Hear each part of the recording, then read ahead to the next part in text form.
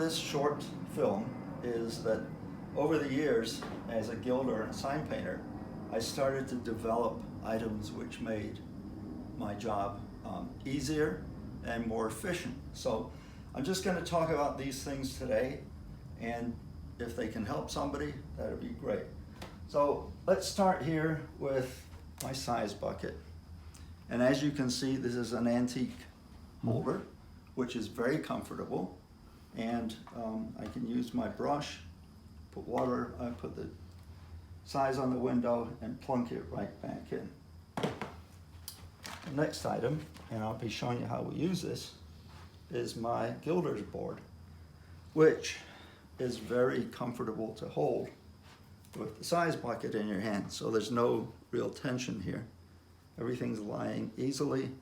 This knife I use for cutting leaf when it's necessary. Again, as I put the size on, put the leaf on, if I have to cut a leaf, I can do that. Put this here and continue on. These are my gilder's tips. As you can see, this is the grandpa.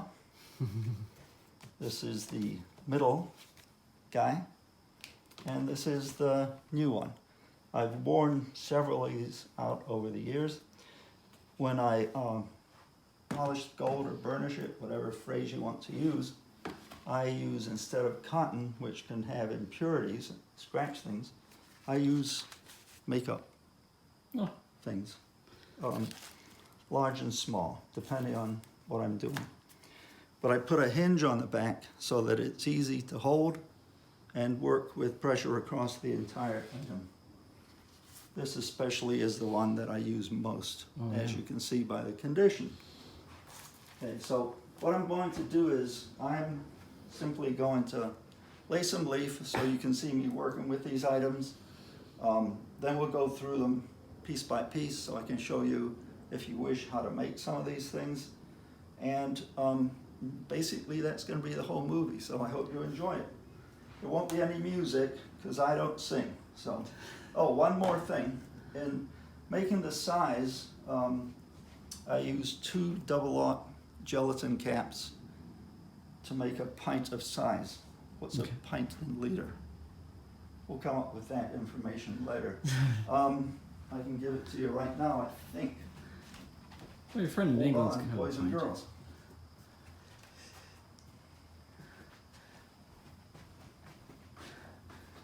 It's 500 milliliter. Is equal to 16.9 fluid ounces. Close enough. Close enough. So for those of you who are not in the colonies like we are, and you use more civilized numbers, you can apply that. But something I do is, in addition to making the gelatin size, 2 double-aught caps, some people are using the triangles now, which I don't have, and I've heard they're very, very good. But this is ordinary dishwashing liquid. Some people use baby shampoo. This is what I've used over the years very successfully. It's just fine. So I will add to my size a couple of drops. Generally, I just use a pencil. Dip it in, lift it up. As the drops start going, I'll plunk 2 to 3 maximum. So 1, 2, 3 if I'm going wild. Into the size, and it gives better tension to the surface of the size as it's going down the window. And come back a little bugger. And it makes a size which does not separate out as it flows down the window. You'll see that I get a thoroughly nice flow. I hope. So anyway, that secret ingredient has been put in already.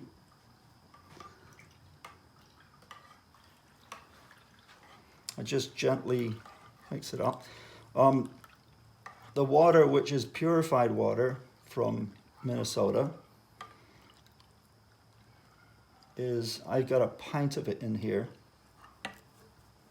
or 500 milliliters for, okay? And this is how I hold my board, very comfortably.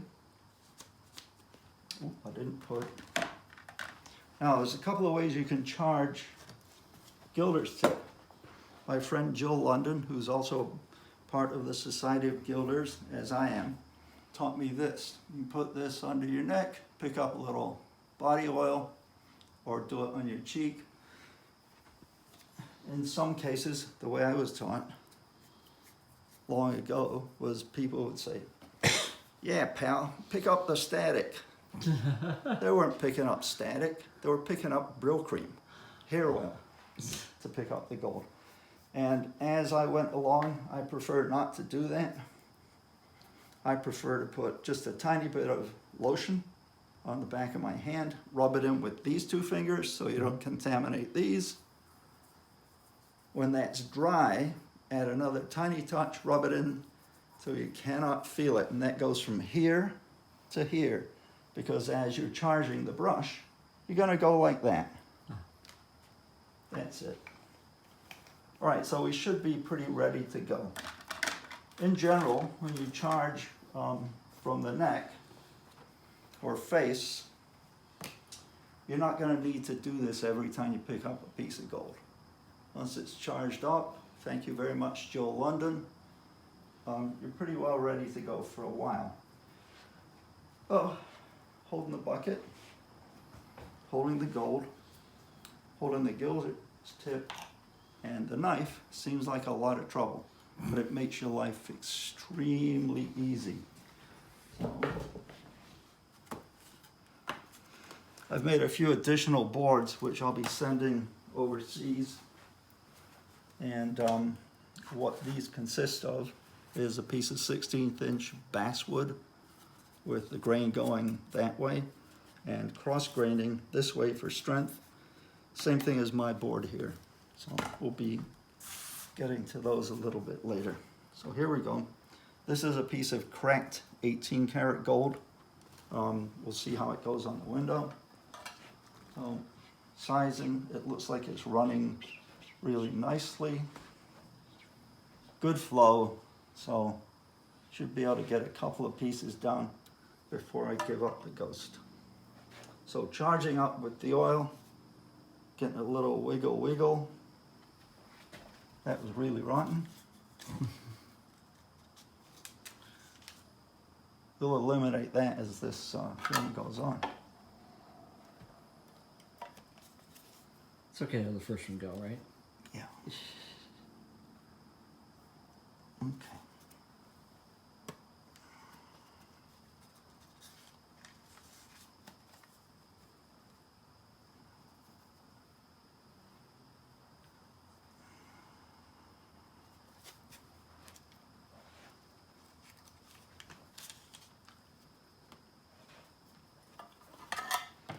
Now to add extra size, you can tuck it in and get some size flowing down the last leaf. So you get a good job here. And I'll try not to wreck this, but if you do what I just did and get size behind that leaf, it'll often just make it straighten out a bit.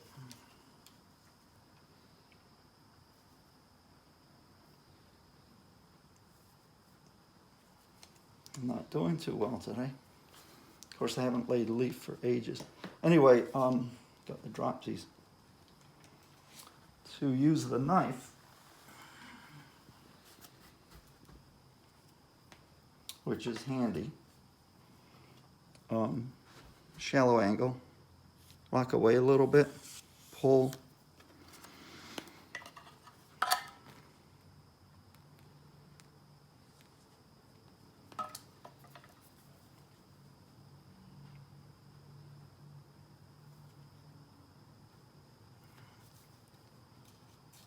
I've got friends that only use half leaves. When I was working, would tend to use full leaves as often as possible because I was speedier that way. But today you can see I'm not very good, which should give people starting off a little confidence, because this old goat's been doing it since 1973. And you can see that even the best of us get decrepit at times. So I'm going to keep going just a little bit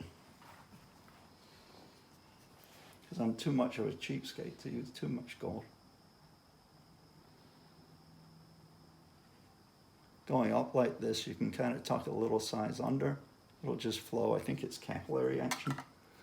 But not being a scientist, I'm not sure. Okay, sometimes you can go like this and see this is a hinge motion, like straight in, straight out. It's not like throwing it.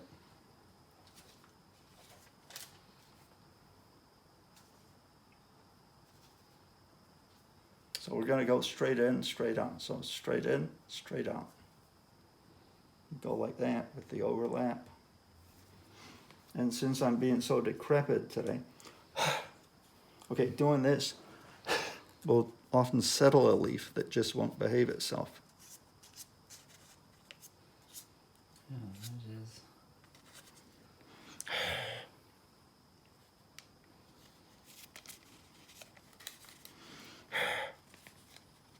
Got fog on my glasses from that.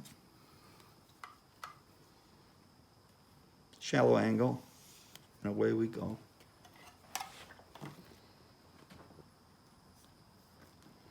So you can all make fun of me for doing such a crappy job, but you know, you gotta have a little humor in life, and nobody will remember this in a couple of centuries. What's going on the internet? So here we go.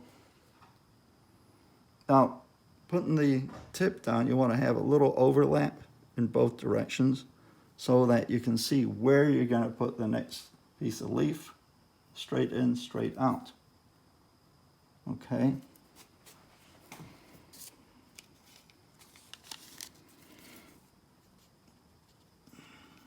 Little wiggle. Up she comes. Hopefully there's enough size there. Straight in, straight out. Okay. Horrible job, but gives you something to laugh at. Anyway, we're going to let that dry a bit. What I'll do now is simply go over things maybe slightly more thoroughly. I think you saw from both angles how I was holding this stuff, which is extremely convenient. It looks a little nuts, but having the size brush right here so you can apply size. So it's flowing nicely. The gold is comfortably sitting on the board really nicely so that you can flip to the next piece of gold. So half a piece. You can cut it in half if you wish. Now, when cutting, don't just drag the knife because you can often just rip the piece of gold. But if you nudge that way just a tiny bit and then pull at a shallow angle, you should be able to get a really nice piece of leaf. And as I said, putting the tip down, try to have a little bit of gold showing on both sides. So you can pick it up, can really look where you want to put the gold, where you want to aim it. So hopefully there's enough size there. I'll just plunk it in. And it's a hinge motion again. Straight in, straight out. So straight in, straight out. Okay. Now, between leaves as you're looking and aiming, you just plunk your gilder's tip down like that. And we'll go over this piece by piece now. So the size bucket was made for me by a very good friend. So it would hold a pint or 500 milliliters of size. It was just the right length to pick up the brush and put it in. A lot of old timers just used a round pot. And a lot of them used copper pots and size boxes like this. Again, this is silly looking, but I think some of this stuff is from 1973. And as it fell apart, I just kept adding stuff to keep this comfortably. The old timers often just use their pinky with a piece of wire. But when you're doing jobs that take, say, a couple of days of constant gilding, you don't want that lying on your hand for 8 hours. So I became more and more lazy and decrepit, and I went to this more comfortable way of working and holding stuff. the board that I made for myself is simply, this is from '73, so I had to back it up a couple of times. It's quite flexible as I've made these newer pieces. It's 1/16 of an inch basswood. The grain's going like this, so it's a little flexible, which is handy at times just to give the leaf a tiny bit of a bend. This thing's just short of the full length of the book, so the book hangs over a fraction so you can flex a little bit and pick up. This grain goes the opposite way of this, just for strength. And this width here is nice when you flip a leaf over to hold the rest of the book down comfortably with your thumb. Piece of felt on the back keeps the integrity of the wood there so it isn't splitting on you, and it's comfortable. The gilder's tips, I don't like to use doubles. I use singles. The doubles are just, there's too much hair there.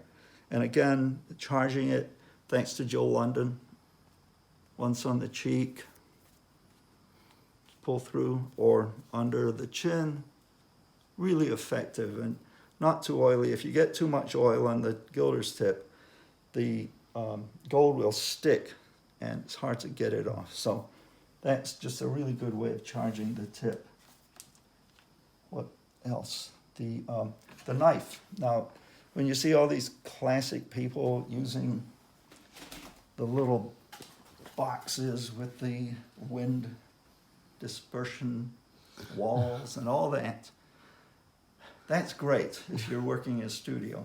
If you're running from one job site to another and you got to have everything in a contained box, this is the way to go. It works. Short knife, this is I think a 2 1/4 inch blade. It's a buck knife. I don't know if you can see it. One of the important things is that this knife is not sharp, but it's extremely, this won't make a mark. This won't catch, so you can feel that you've got a very smooth blade. This knife is not particularly sharp, but the blade is extremely highly polished. I've done that with wet and dry paper down to about 2000 grade. And then, if you can get one, try to get one of these ceramic rods. And this is just me. I think I settled my brain and my body by doing it. Before I start a job, I'll get this ceramic rod and I'll give this a few. Then I turn it over, do the tip. Now the thing is, with this blade, hopefully you can see it maybe a little bit better there, the absolute tip is not real sharp, it's just slightly rounded. And the reason for that is, and I might as well show it, is I'll use one of these brand new little guys. If you need to patch a holiday, you can, instead of using a big piece of the knife, you can very easily just use the tip like that or like that, so that then you can pick up, if necessary, that teeny little bit of gold and put it on your teeth. Anyway, this is a very, very effective way to cut tiny pieces of gold, and I highly recommend it. You know, you can just get an ordinary pocket knife. This works quite well. I do like the shape of this blade because it's a constant curve and it's short. You can fold it up and work with it very easily. And they're available anywhere. The nice part about this blade is it's quite narrow. So as you're looking at the gold, you don't have a big, bulky, wide blade. What the hell have I got? So you can really see where you're going. So again, cutting this gold, you rock away from yourself and keep the angle very shallow and push down with medium pressure. Quit breathing all over the gold. So you get a good separation. Now, the reason I started this is because as I was gilding in the early years, I was told to use a fingernail to cut the gold. And I noticed that the gold underneath the one I was cutting would often have a mark, which I didn't want. So this thin blade eliminated all the marks. You're not going to have marks in your gold by using that method. It's very quick, nothing gets torn up. Once you start using one of these, you're going to be whipping through books of gold and using every sheet. What else can I say? When painting, outlining, or backing up, I do use an easel that I built for myself. And again, if you're in a climate that's particularly cold and you're holding a cup like this, and I've had this happen many times till I changed over, your whole hand can go numb and very cold. Mm-hmm.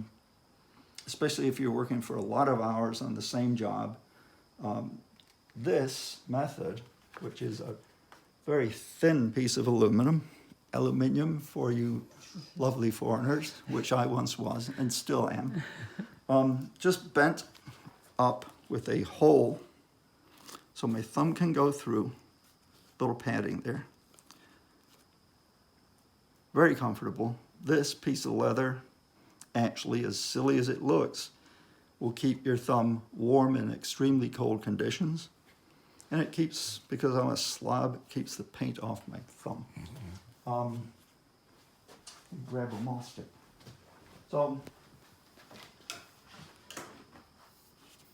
this was a gift from a friend.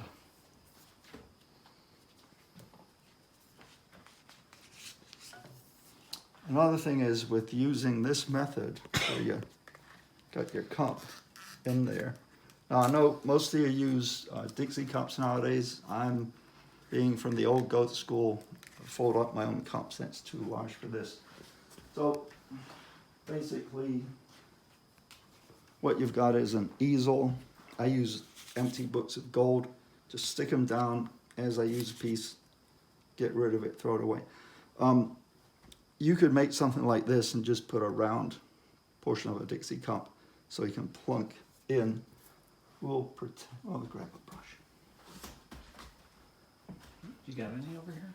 I've got one or two brushes, not many, but one or two. So again, when you're holding a cup tight and then using your maul stick like this, it kind of cramps you up after many hours. However, with this, because your paint's there and it's very relaxed, you're holding your maul stick and it's just basically resting there with no pressure whatsoever. So you can dip, go like that, or like this, whatever you need, and plunk away. Very, very relaxed. This is leaning on my hand rather than being gripped. So, you can go to town like that. That's just a few of the things that I've done for many years because it made my life easier and I could work faster and walk away at the end of the day without hands that were numb from holding small round cups. Doesn't seem like much, but it makes your day so much more pleasant. That's it for now. Toodaloo.